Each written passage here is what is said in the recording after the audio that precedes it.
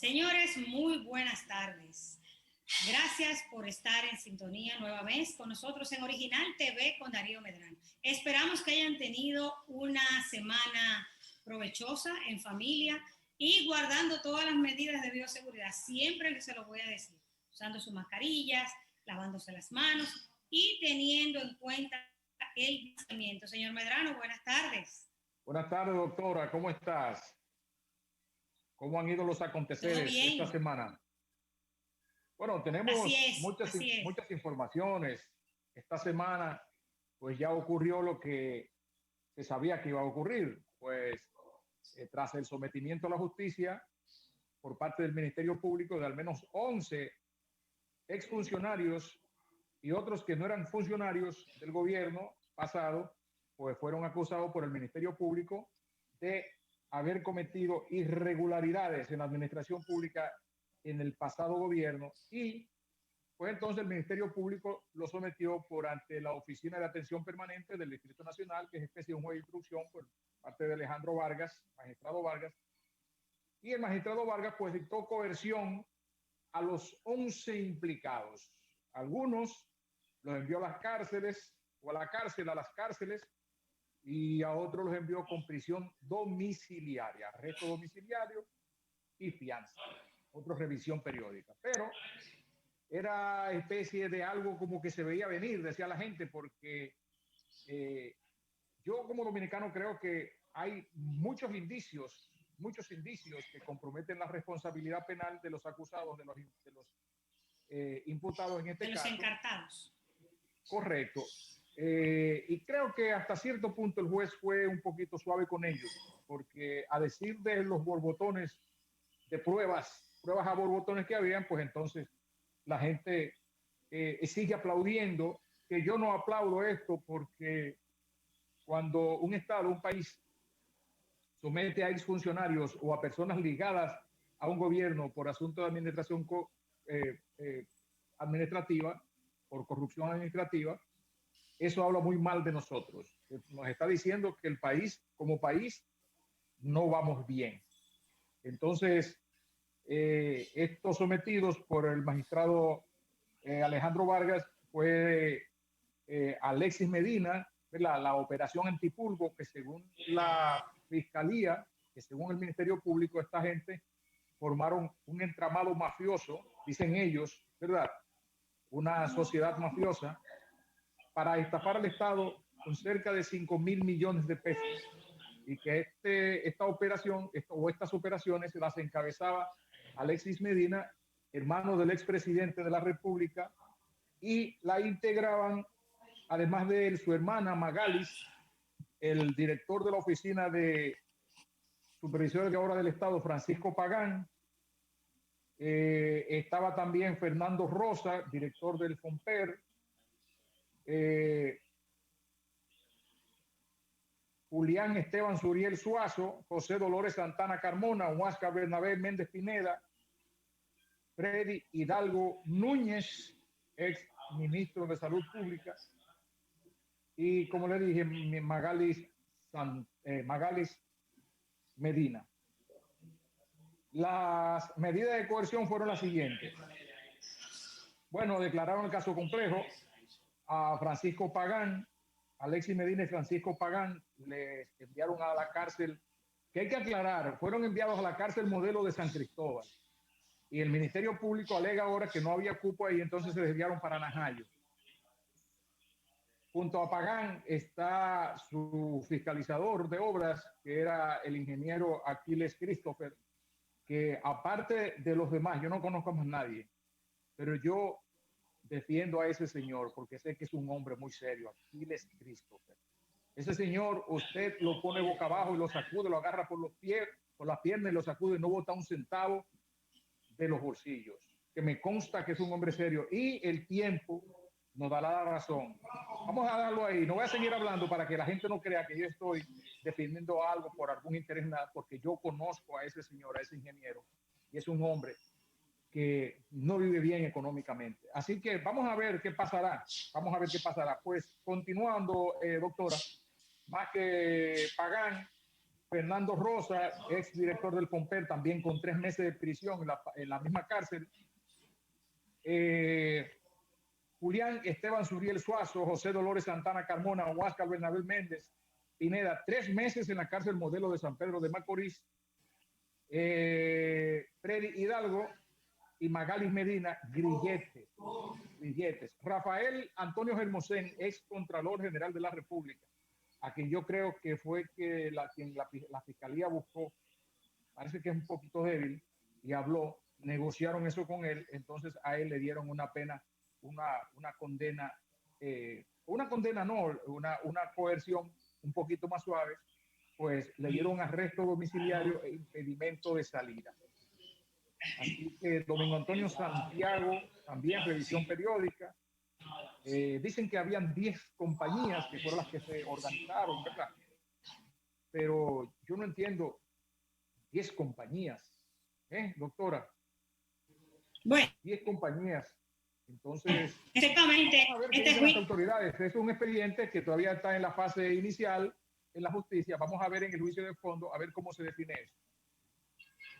Exactamente. Este es un juicio o una audiencia más bien, ¿no? Que estaba pautada para conocer una medida de coerción, y yo creo que ha roto un récord, ¿verdad? En la amplitud del tiempo, todo el tiempo que se tomó cuando los juristas, los que saben, yo lo que sé es de medicina y de gestión y de otras cosas, no sé de leyes, pero los juristas consideran que fue un tiempo excesivo y que lo que se llevó a cabo fue no un juicio de fondo, sino una audiencia intermedia, que creo que es donde se conocen todas las teorías, los alegatos, sí, porque y son donde se medidas discute cautelares. el tema de las pruebas. Son medidas cautelares en lo que completan el expediente. Exacto. Y tú decías algo sobre todas estas personas que están encartadas, y tienes mucha razón. Hay que dar tiempo al tiempo, esperar que el proceso culmine.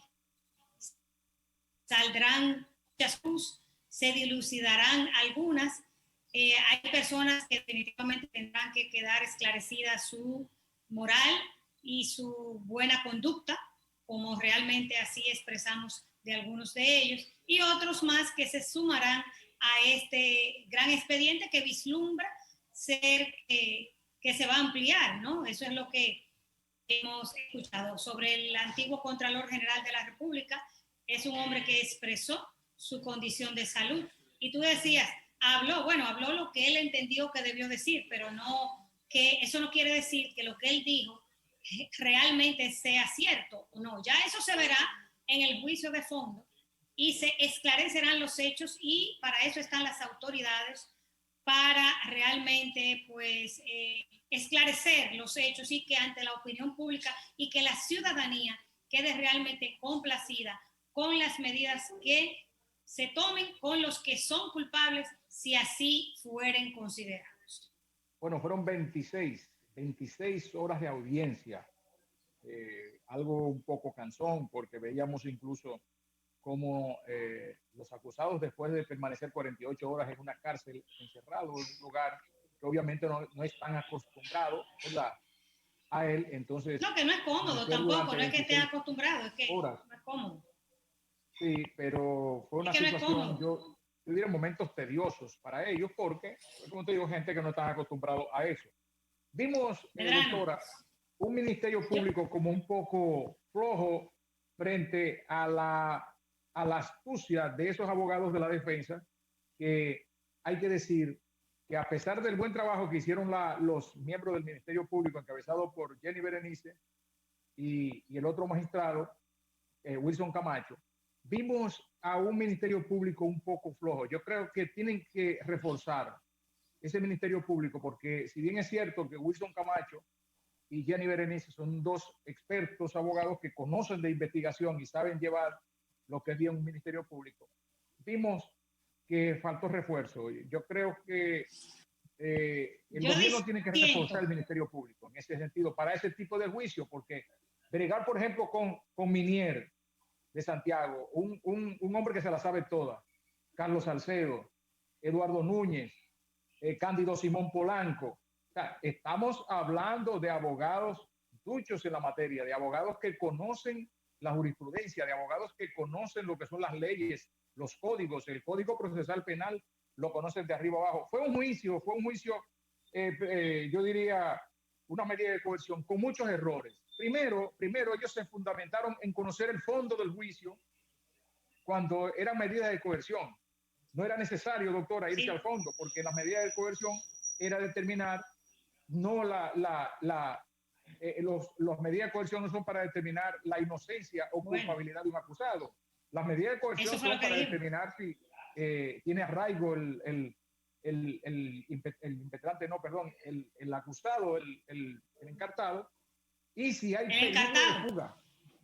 Si hay peligro de fuga. Entonces se fueron al fondo del caso y lucieron un poquito, y el juez a veces, mi amigo, y yo lo quiero muchísimo, al magistrado Alejandro Vargas, parece que también se dejó llevar por complacer a ambos lados. Los juicios en materia de coerción, eso es rápido, eso se conoce en brinco y medio, como decía mi abuela. O sea, no había necesidad. Bueno, pero es que este no es un Medrano, es que este no es un caso tampoco poco mediático, es todo lo contrario.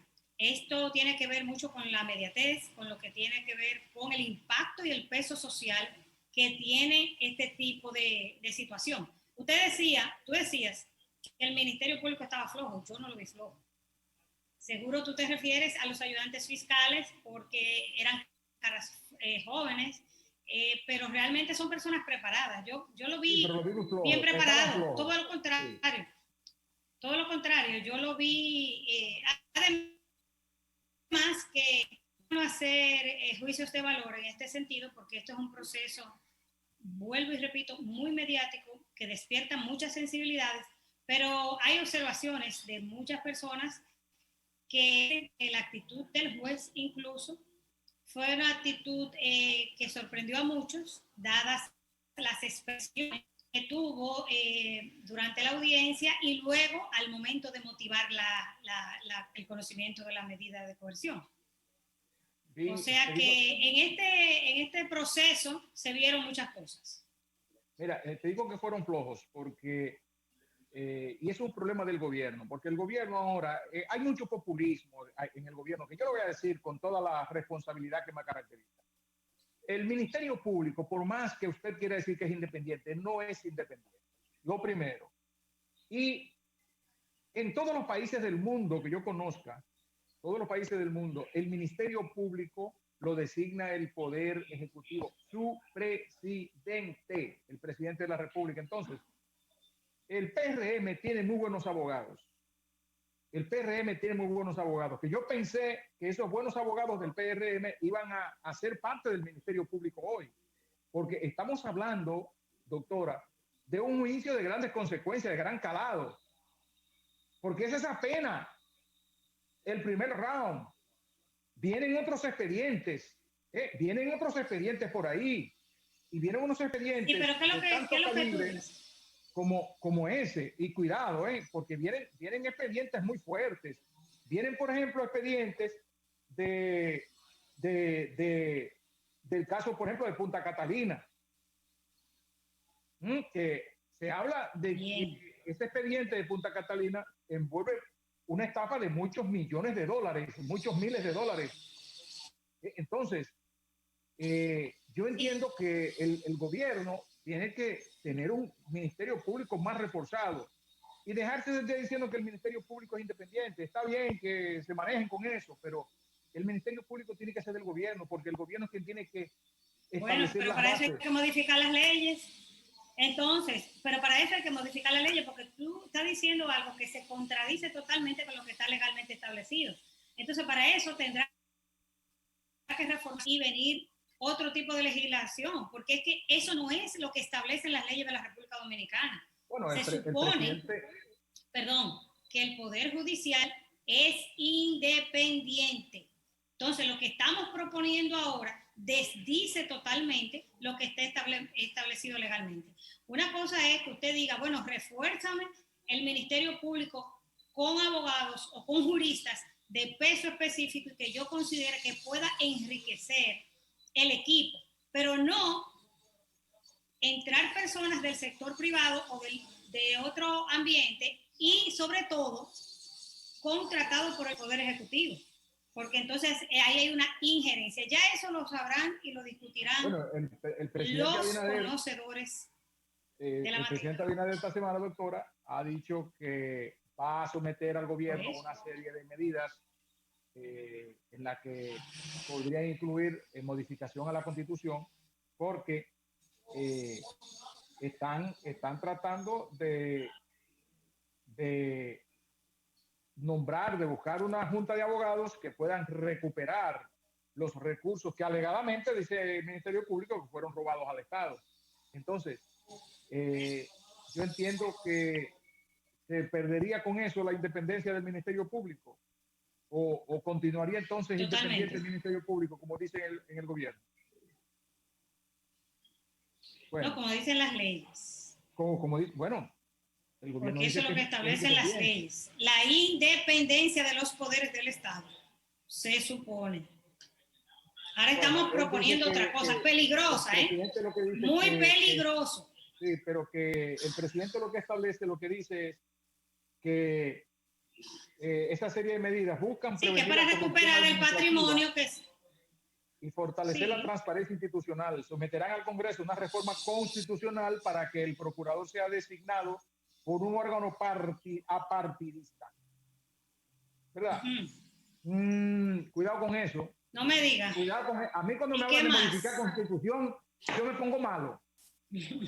Cuando me hablan de modificar Constitución, aquí me pongo malo, porque hay gente que antes no le gustaba modificar la Constitución y hacían pues y ahora, bueno, a mí, yo cuando me hablan de modificar, esta Constitución se ha modificado, pues yo cuántas veces de aquí a pocos años, o de pocos años para acá.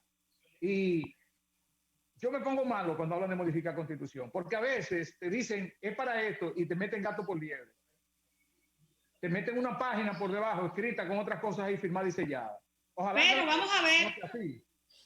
Vamos a ver cuál va a ser la reacción de los sectores involucrados e interesados en todos estos temas. Puede proponer, pero hay que ver realmente en el fondo cuál es el contenido de todas estas medidas y de todas estas reformas que él dijo que son algunas las que estaba expresando. O sea, quiere decir que hay más medidas, que vendrán más medidas. Entonces, vamos a esperar, Medrano, no nos vamos a precipitar, porque yo creo que el escenario ahora, el viento va en una dirección. Vamos a ver hasta dónde nos lleva el buen viento y hacia dónde se dirige este barco.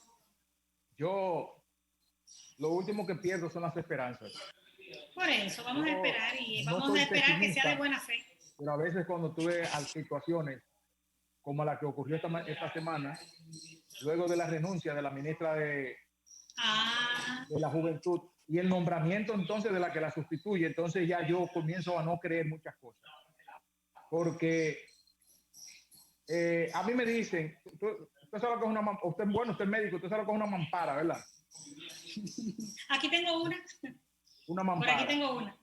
Bueno, una mampara es un objeto que usted pone adelante para tapar en el fondo lo que hay en la profundidad del campo allá, para que la gente no vea mucho para allá. Me dicen que la ministra que pusieron es como una mampara, porque responde a los mismos lineamientos de la renunciante Kimberly, que por más que ella habló y por más dijo que es inocente, no pudo justificar más de 100 millones de pesos en su declaración jurada de bienes. Cuando el Ministerio Público la llamó, ella se circunscribió a decir nada más que ella es inocente, que le tienen envidia porque ella es joven, porque ella es de La Guayiga. Sicariato moral. Eso más de 100 millones de pesos y 33 años. Y su familia, usted no heredó fincas, ¿verdad? Porque si usted heredó un edificio, usted heredó, qué sé yo, una sí, fortuna. Si tiene pero entonces, ascendencia familiar. Cualquiera se muda para La Guayiga. Realmente. Ahí está el asunto. Fue nombrada por ella, la joven. No, por ella no, por el presidente de la República. Luz del Alba Jiménez Ramírez. Me dicen que eran uña y dedo y que andaban juntos y que una le tapa a la otra. Es lo que dicen. Vamos a esperar también. Yo espero, porque hay que esperar y hay que también darle oportunidad. Eso no hay que esperarle, Medrano. A eso no hay que esperarle. No. Porque eso es lo que está a la vista, no necesita anteojos. Esto es un equipo, la misma ex ministra expresó a través de un escrito en las redes sociales, vamos a apoyarla porque es una de las nuestras. O sea, todavía le sucede lo que le acaba de suceder, que ella ha tenido que renunciar dados los cuestionamientos que en torno a sus bienes o a su declaración jurada de bienes y a todo lo que tiene que ver con su patrimonio, hace posible de que ella, o sea, hace necesario que ella se separe de sus funciones, y ella misma expresa en ese tweet o en esas declaraciones, deja entender como que ella sigue, porque la nueva ministra va a seguir todos sus lineamientos, todos sus pasos. Entonces, eso es peligroso. Eso es peligroso, y eso lo único que deja a entender que nosotros tontos no somos, es que ella es el poder detrás del trono. Va a seguir Kimberly igualita, señores. No nos engañemos, doctor, eso es doctora, así. Esperaremos entonces que desde el Ministerio Público la llamen, porque recuerda estamos que esperando. Ella es funcionaria o es de este gobierno, y los actos de corrupción, según el Ministerio Público, los habría cometido en la gestión pasada. Entonces, ¿usted cree que el Ministerio Público la llamará? Es como las monjas, Medrano. A todas. Debe llamar. Vámonos a una pausa. Retornamos inmediatamente con muchísimo contenido aquí en su espacio de los domingos Original TV con Darío Medrano. No se mueva.